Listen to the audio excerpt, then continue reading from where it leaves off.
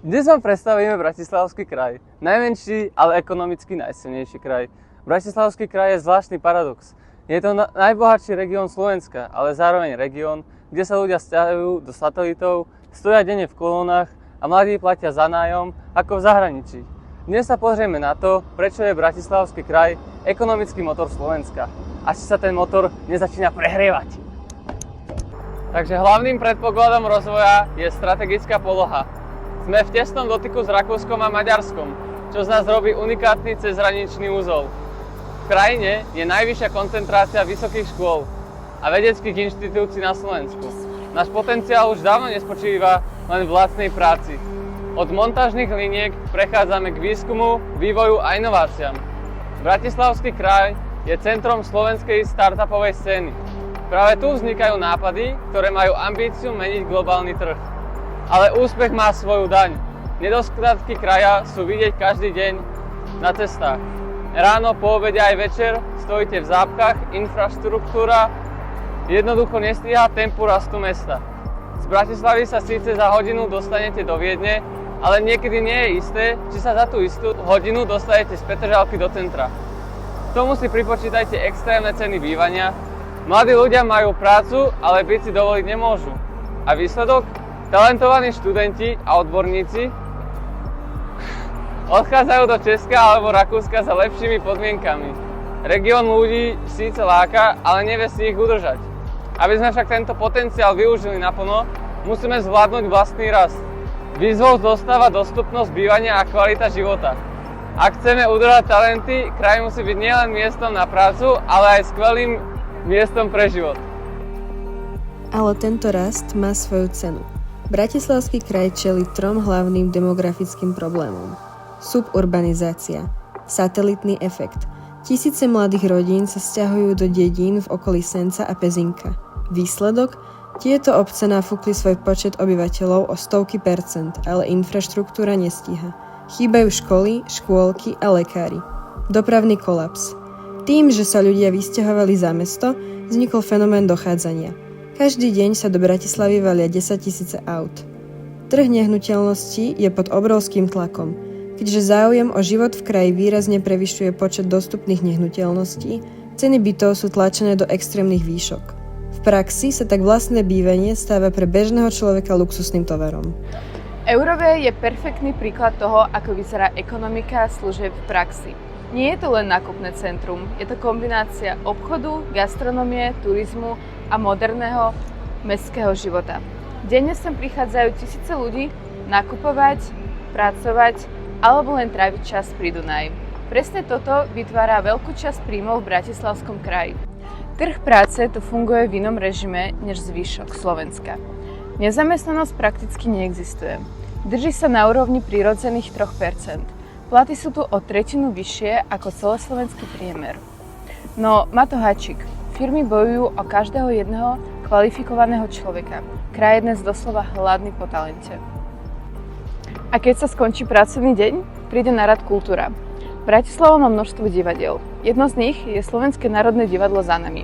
Hrá sa tu opera, činohra a komédia. Okrem veľkých scén tu existujú aj menšie komorné divadlá a nezávislé kultúrne priestory. Napríklad Astorka Korzo, Divadlo Lab alebo Ticho a spol. Tieto miesta podporujú moderné umenie, mladých umelcov a alternatívnu kultúru. Vďaka tomu je kultúrny život v Bratislave veľmi rozmanitý a zaujímavý pre domácich aj turistov. Dunaj a lodstvo. Jedna z vecí, ktorá robí Bratislavu výnimočnou, je Dunaj. Nie je to len rieka na prechádzky. Má aj reálny význam pre ekonomiku. Vďaka prístavu sa tu prepravuje tovar a Bratislava je napojená na veľké európske mestá. Zároveň sem prichádzajú aj výletné lode s turistami, takže rieka pomáha aj cestovnému ruchu.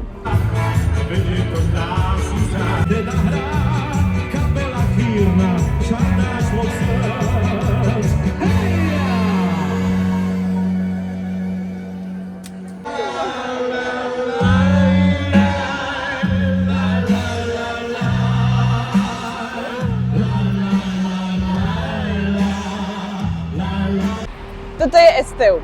Slovenská technická univerzita. A ak sa bavíme o budúcnosti Bratislavského kraja, tak toto je jedna z najdôležitejších zastávok, pretože moderná ekonomika už nestojí len na tom, čo vyrábame, ale na tom, čo vieme vymyslieť. Študenti z technických odborov informatiky alebo stavebníctva sú presne tí ľudia, ktorí budú tvoriť nové firmy, nové technológie a inovácie. A Bratislava má výhodu. Dokáže pritiahnuť mladých ľudí z celého Slovenska. Otázka je len jedna.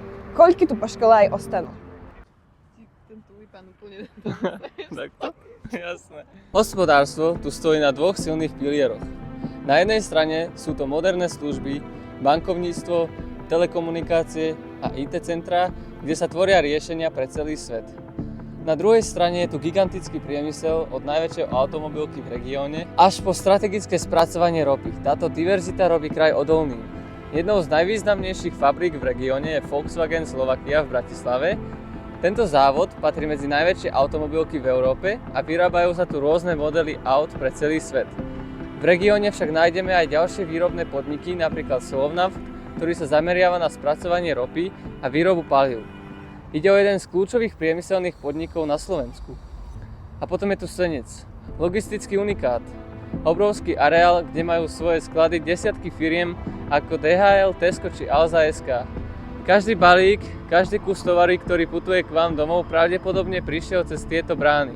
Okrem automobiliek a rafinérií má kraj aj silnú potravinárskú stopu, ktorú pozná každý Slovák z pultov obchodu. Figaro.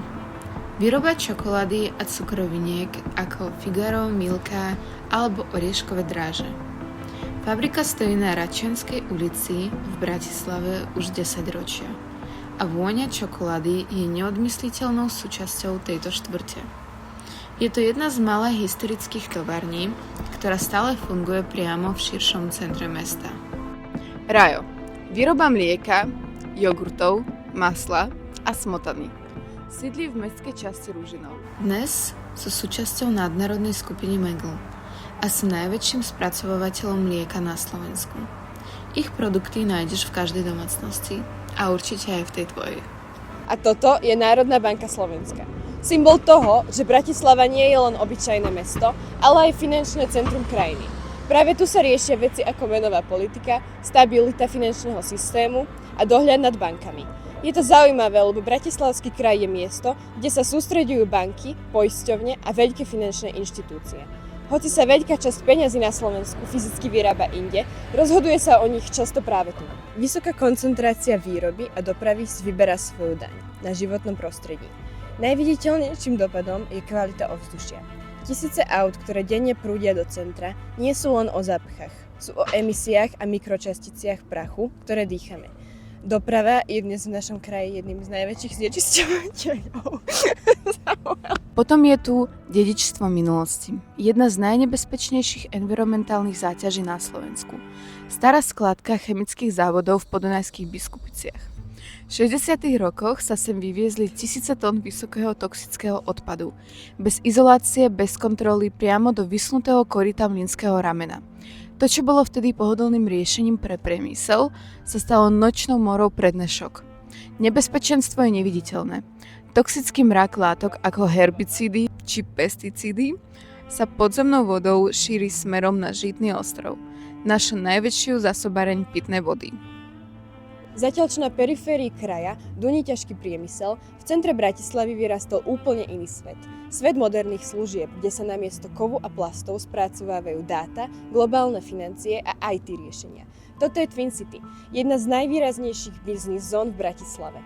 A práve takéto miesta ukazujú, na čom stojí ekonomika Bratislavského kraja. Sídlia tu hlavne kancelárie, služby a firmy, ktoré riešia financie, marketing, IT alebo obchod. Volám sa Juraj Droba, som predseda Bratislavského samosprávneho kraja aka Župan. Ktoré tri veci považujete za najväčší prínos Bratislavského kraja pre celé Slovensko? Ekonomicky, kultúrne alebo teda strategicky? Tak Bratislavský kraj je samozrejme krajom, ktorý hosťuje hlavné mesto Slovenska, Bratislavu. A čo všetko sa v Bratislave nachádza, všetci vedia, takže nebudem pomenovať také tie typické bratislavské pamätihodnosti alebo významné objekty. Skôr sa zameriam na to, čo robí Bratislavský samosprávny kraj A z tých projektov, ktoré máme na starosti my ako kraj, tak by som chcel vyzdvihnúť 3 konkrétne veci. Prvým je Ekocentrum Čunovo. Je to prerobené vidiecké sídlo maďarských grofov. Tá budova bola postavená koncom 18. storočia a my sme ju úplne na novo prerobili. Vyrobili sme z toho ekocentrum, kam chodia dneska maďarské, rakúske a slovenské deti na vzdelávacie programy. Robíme tam dokonca aj pobytové tábory pre deti, ktoré majú radi ochranu životného prostredia. Zoznamujú sa tam s tým, čo ponúka Bratislavský samosprávny kraj, to znamená hlavne Podunajská nížina, fauna, flóra, rieka Dunaj ako fenomén sám o sebe, tie zákutia okolo Dunaja, ryby, vtáctvo, bioenergetika a tak ďalej. Čiže ak môžem odporučiť návštevu Ekocentra Čunovo, tak určite to je niečo, kam by ste mali vziať svoje deti a budete veľmi príjemne prekvapení, aké to je pekné. To je prvá vec. Druhá vec je v podstate, ja to nazývam, že Signature Project, alebo taká vlajková loď kultúry v Bratislavskom samosprávnom kraji, a to je Divadlo Arena. Divadlo Arena sídli na nábreží Dunaja na Petržalskej strane. Je to opäť krásna budova z 19. storočia, ktorá je na novo zrekonštruovaná. My sme ju úplne nainvestovali do toho v podstate aj do hardwareu, aj do softwareu strašne veľa peňazí. Bavíme sa radovo viac ako 10 miliónov eur. Divadlo Arena je dnes, dovolím si povedať, najmodernejšie alebo jedno z najmodernejších slovenských divadiel. A v podstate, keď prídete na predstavenie alebo prídete na nejaké kultúrne podujatie, tak máme tam aj vonkajšiu scénu, tá bude fungovať celé leto. Robíme opäť detskú letnú univerzitu. No a Divadlo Arena samozrejme má svoj klasický repertoár. To sú predstavenia, ktoré sú svojím spôsobom veľmi, nechcem použiť slovo progresívne, ale sú také, že naozaj trošku iné ako bežné divadlo. A máme samozrejme najväčších slovenských umelcov, ktorí hostujú v našom divadle. No a ak prídete len za gastronómiou alebo na pekné posedenie, tak uvidíte vlastne najkrajšiu panorámu Bratislavy, lebo z Petržalky vidíte celé staré mesto, vidíte UFO, vidíte hrad, vidíte to nábrežie. Takže Divadlo Arena určite by som pomenoval ako taký druhú veľkú dominantu Bratislavského samosprávneho kraja, čo spravujeme ako župa.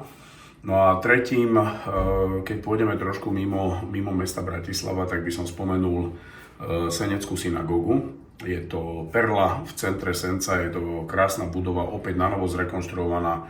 Bola to už takmer rozpadnutá budova z 50. rokov. Ona je staršia samozrejme, ale v 50. rokoch začalo upadať, bol to skladisko farieb.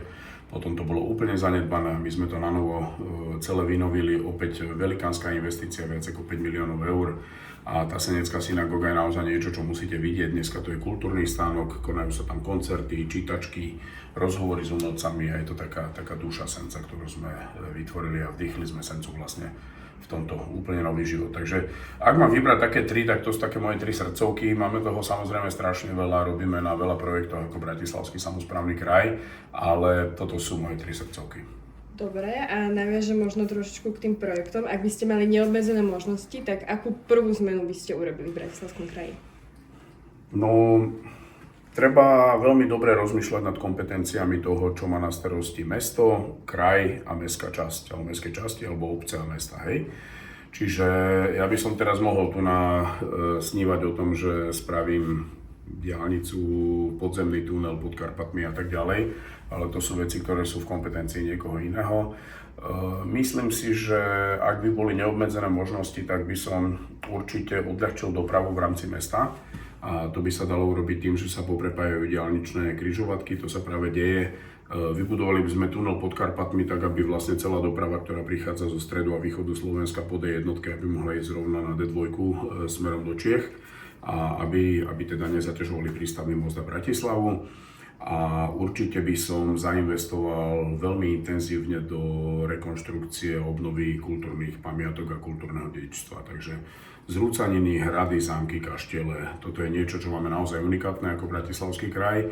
Možno to málo vážime, možno dokonca o tom málo vieme, ale odporúčam takú túru na hrad Pajštún napríklad, hej, alebo Bielý hrad v Jure pri Bratislave. Máme v Svetom Jure, máme kopec krásnych miest v našom kraji a niekedy možno cestujeme ďaleko, aby sme videli niečo pekné, ale stačí sadnúť na bicykel, odviesť sa 15 km a uvidíte unikátne veci v našom kraji. Ďakujeme pekne. Ďakujeme. Pojedenie v kolónach A mladí platia za Janom ako... Za Janom! Akým Janom? To prčic! Druhú časť. Potrebujeme ešte druhú časť natočiť.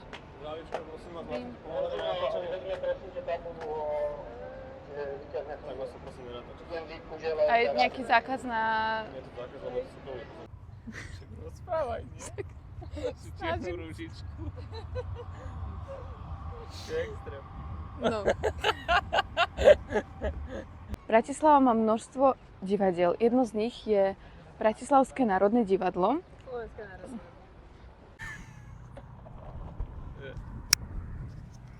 A tento závod patrí medzi najväčšie automobilky v Európe. A vyrábajú sa tu rôzne modely. Tak rozprávaj. Dnes. Čo je na tom zle? Dnes. Jedno z nich je... Slovenské národné divadlo.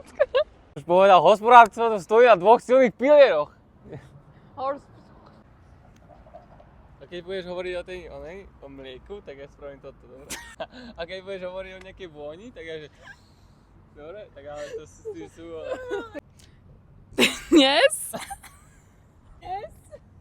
Dnes? V 60. rokoch sa sem vyviezli tisíce tón vysokotoxického odpadu. Bez izolácie, bez kontroly, priamo do vysnutého koryta mlynského ramena. To, čo bolo vtedy pohodlným riešením pre priemysel, sa stalo nočnou morou pre dnešok. Nebezpečenstvo je neviditeľné.